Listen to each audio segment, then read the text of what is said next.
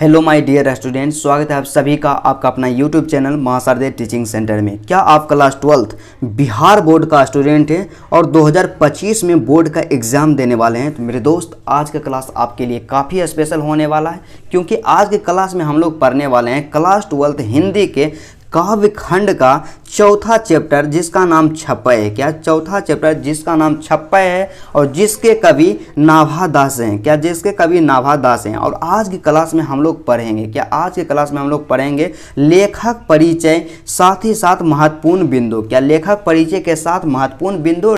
और आपको 100% गारंटी देते हैं मेरे दोस्त कि यदि एग्जाम में इस चैप्टर से एक भी प्रश्न पूछा गया तो इससे बाहर नहीं आएगा। तो चलिए आज का क्लास बिना टाइम का इन्वेस्ट किए हुए स्टार्ट करते हैं।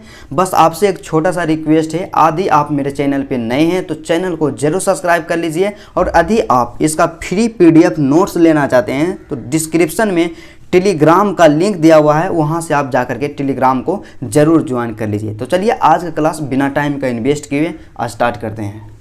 तो चलिए माय डियर स्टूडेंट, हम लोग देखते हैं कि नाभा दास जी का जीवन परिचय क्या है। क्या नाभा दास जी का जीवन परिचय क्या है, अर्थात इनका जन्म कहाँ हुआ, इनका जन्म कब हुआ, इनका जो निधन हुआ था कब हुआ था, सभी का विस्तार पूर्वक अध्ययन करते हैं। तो सबसे पहला क्या इनके जन्म के बारे में बात किया जाए तो नाभा दास जी का जो जन्म हुआ 1570 में अनुमानित, क्या अनुमान के अनुसार बताया गया कि नाभा दास जी का जो जन्म हुआ 1570 ईस्वी में। और इनका जो निधन हुआ, निधन अज्ञात है। क्या निधन का जो समय है किसी को ज्ञात नहीं है, यह क्या है, अज्ञात है। उसके बाद क्या है कि इनका जो जन्म स्थान है, क्या नाभा दास जी का जो जन्म स्थान है वह क्या है। एग्जाम में क्वेश्चन पूछा जाता है कि नाभा दास जी का जन्म स्थान कहाँ है, तो क्या है, सांप्रदायिक मान्यता के अनुसार, क्या सांप्रदायिक मान्यता के अनुसार दक्षिण भारत में। क्या नाभा दास जी का जो जन्म स्थान है सांप्रदायिक मान्यता के अनुसार दक्षिण भारत में, क्या दक्षिण भारत में है। और क्या है कि शैशव में पिता की मृत्यु, मतलब शैशव अवस्था में, जब वह शिशु के अवस्था में थे तभी नाभा दास जी के पिता की मृत्यु हो गया। और अकाल के कारण माता के साथ, क्या अकाल के कारण यहाँ पे क्या होगा, अकाल के कारण माता के साथ जयपुर राजस्थान में प्रवास, मतलब अकाल जब आया तो वह क्या करने लगे कि जयपुर राजस्थान में रहने लगे। दुर्योगवश माता से भी बिछो, मतलब किसी कारणवश क्या हुआ कि माता से भी हुए अलग हो गए। उसके बाद अगला जो है मोस्ट इम्पोर्टेंट बिंदु क्या है कि शिक्षा, उनके एजुकेशन बैकग्राउंड के बारे में बात किया जाए तो उनका जो एजुकेशन है, उनका जो शिक्षा हुआ, गुरु और प्रतिपालक की देखरेख में 100 अध्याय, क्या गुरु और प्रतिपालक की देखरेख में 100 अध्याय किए। और सत्संग द्वारा ज्ञान अर्जन, मतलब सत्संग के द्वारा ज्ञान को अर्जित किया। मतलब सिंपली देखा जाए कि नाभा दास जी का जो एजुकेशन बैकग्राउंड था क्या था, 100 अध्याय और सत्संग के द्वारा ज्ञान अर्जन था। क्या सत्संग के द्वारा ज्ञान अर्जन था। उसके बाद नाभा दास जी का जो अभिरुचि था, क्या नाभा दास जी का जो अभिरुचि था लोक भरवन में, भगवत भक्ति में, काव्य रचना में और वैष्णव दर्शन चिंतन में विशेष रुचि। क्या वैष्णव दर्शन चिंतन में विशेष रुचि। उसके बाद मोस्ट इम्पोर्टेंट बिंदु है यहाँ पे कि उनके दीक्षा गुरु, क्या उनके दीक्षा गुरु का नाम क्या था। एग्जाम में क्वेश्चन पूछा जाएगा कि नाभा दास जी का दीक्षा गुरु का नाम क्या था। तो नाभा दास जी का दीक्षा गुरु का जो नाम था स्वामी अग्रदास था। क्या स्वामी अग्रदास था, जिन्हें शॉर्ट में अग्र अली के नाम से भी जाना जाता है। क्या स्वामी अग्रदास नाभा दास जी का दीक्षा गुरु थे और उन्हें अग्र अली के नाम से जाना जाता है। और वे जो थे स्वामी रामानंद की शिष्य परंपरा के प्रसिद्ध कवि थे। क्या अग्रदास जो थे स्वामी रामानंद की शिष्य परंपरा के प्रसिद्ध कवि थे।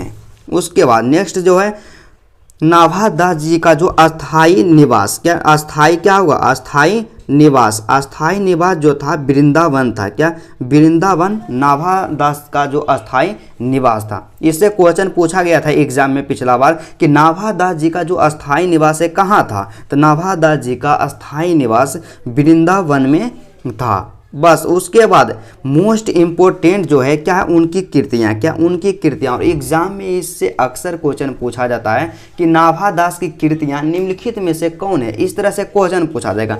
तो नाभा दास की प्रमुख कृतियाँ निम्नलिखित है। क्या नाभा दास की प्रमुख कृतियाँ निम्नलिखित है, मतलब सिंपली देखें कि नाभा दास के मुख्यतः 3 कृतियाँ हैं और इसी से एग्जाम में क्वेश्चन पूछा जाता है। तो सबसे पहला और मोस्ट इम्पोर्टेंट है क्या है, भक्तमाल है। क्या भक्तमाल है और इसका जो रचना काल है 1585 से 1596 ईस्वी तक। क्या 1585 से 1596 ईस्वी तक क्या है भक्तमाल के रचनाकार। मतलब आपसे क्वेश्चन पूछेगा कि भक्तमाल किसकी रचना है, तो इसका जो करेक्ट आंसर हो जाएगा माय डियर स्टूडेंट कि भक्तमाल जो है नाभा दास की रचना है।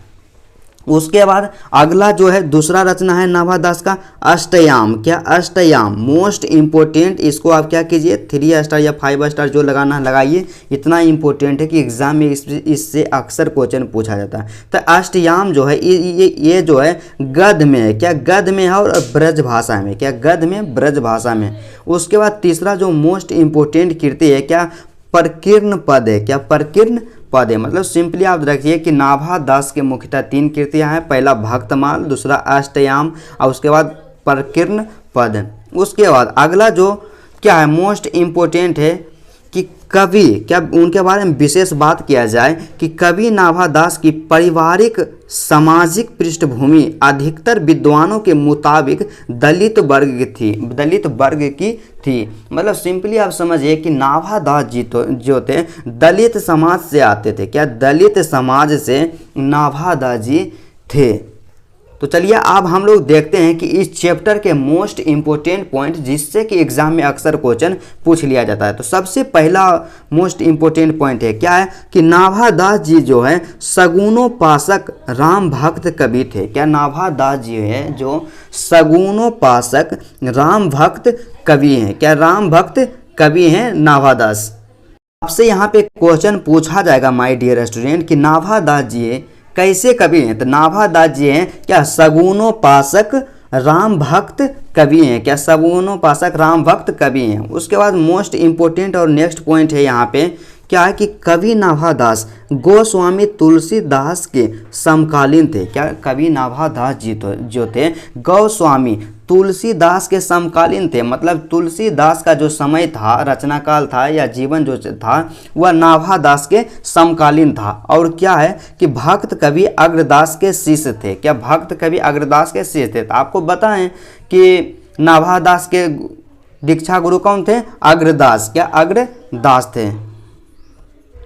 उसके बाद अगला जो पॉइंट है मोस्ट इम्पोर्टेंट है क्या है कि प्रसिद्ध कीर्ति। यहाँ पे ध्यान दीजिएगा आप लोग क्या है मेरे दोस्त कि प्रसिद्ध कीर्ति भक्तमाल जो है नाभा दास की, भक्त कवि नाभा दास के शील सोच और मानस का निर्मल दर्पण है। यहाँ पे आपसे क्वेश्चन पूछा जाएगा कि नाभा दास के द्वारा रचित भक्तमाल जो है क्या है किसका निर्मल दर्पण है। तो क्या है शील का है, सोच का है और मानस का क्या है निर्मल दर्पण है। उसके बाद अगला जो मोस्ट इम्पोर्टेंट पॉइंट है माय डियर स्टूडेंट कि भक्तमाल। क्या भक्तमाल भक्त चरित्रों की माला है। क्या भक्त चरित्रों की क्या हो जाएगा माला। क्या भक्त चरित्रों की माला है भक्तमाल, और जिसमें नाभा दास के पूर्ववर्ती और समवर्ती वैष्णव भक्तों के चरित्र का वर्णित है। मतलब चरित्र का क्या है वर्णन है भक्तमाल में। उसके बाद अगला जो मोस्ट इम्पोर्टेंट पॉइंट है क्या है कि संपूर्ण भक्तमाल। क्या संपूर्ण भक्तमाल जो है 56 में निबद्ध है। क्या 56 में निबद्ध है। 56 एक छंद है। क्या 56 जो है क्या एक छंद है जो 6 पंक्तियों का गे पद होता है। क्या 56 जो क्या है एक छंद है जो 6 पंक्तियों का गे पद होता है। उसके बाद अगला जो मोस्ट इम्पोर्टेंट पॉइंट है कि यहाँ कबीर और सूर मतलब सूरदास पर लिखे गए 56 भक्तमाल से संकलित है। मतलब क्या है कि यहाँ हम लोग जो 56 पढ़ रहे हैं इसमें 2 56 के बारे में चर्चा किया है। एक 56 में कबीर दास के बारे में लिखा गया और दूसरा जो 56 है उसमें क्या है सूरदास के बारे में लिखा गया है। क्या सूरदास में बारे में लिखा गया यह दोनों जो 56 है भक्तमाल से संकलित है, अर्थात भक्तमाल से लिया गया है। आपसे क्वेश्चन पूछ सकता है कि छप्पई जो है क्या, छप्पई जो है नाभादास के द्वारा रचित छप्पई कहाँ से लिया गया है, तो कहाँ से लिया गया है, भक्तमाल से लिया गया है। कहाँ से, भक्तमाल से लिया गया है, मोस्ट इंपोर्टेंट पॉइंट है। उसके बाद और क्या है इसमें कि भक्तमाल में कुल 316 छप्पे हैं। तो आपसे क्वेश्चन पूछेगा कि भक्तमाल में कुल कितने छप्पे हैं, तो इसका जो करेक्ट आंसर हो जाएगा कि भक्तमाल में कुल 316 छप्पे हैं। नाभादास दलित समाज के विद्वान थे। आपको बताएं हम पहले ही कि नाभादास जी तो जो थे दलित समाज के विद्वान थे।